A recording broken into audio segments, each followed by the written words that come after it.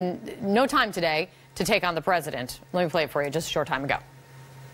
So President Trump has chosen to tear this country apart against all racial lines, all religious lines, every division, every line you can find. And that is what we have to fight against. This is going to be a very different campaign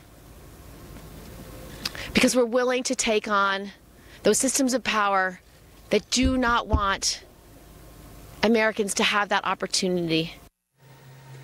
2020 will now be the first presidential race in history, U.S. history, to feature two female senators running for a party's nomination at the same time. Right now, there are three women who have officially announced that they're in the race: Senator Gillibrand, Senator Elizabeth Warren, and Congresswoman Tulsi Gabbard. That's not all, at least expected to be, because Senators Kamala Harris and Amy Klobuchar, they are also being looked at as possibly throwing their hats into the ring as well sometime soon.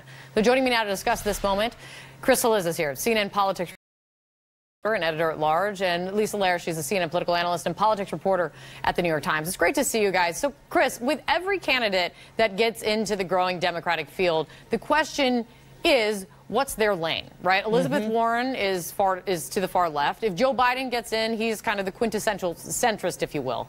Where does Kirsten Gillibrand fit into this?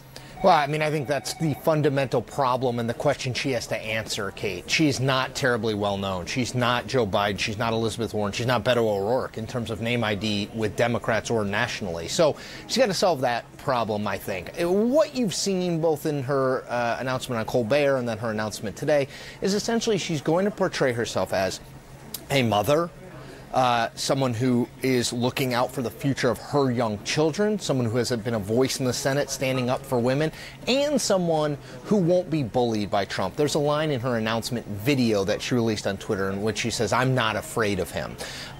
You heard that echo in her announcement speech that you just played today. I think you'll hear more of that. The question is, can she emerge as that the distinctive fighter, the person who's going to stand up against Trump in a field that's going to be massive, 24+ candidates potentially?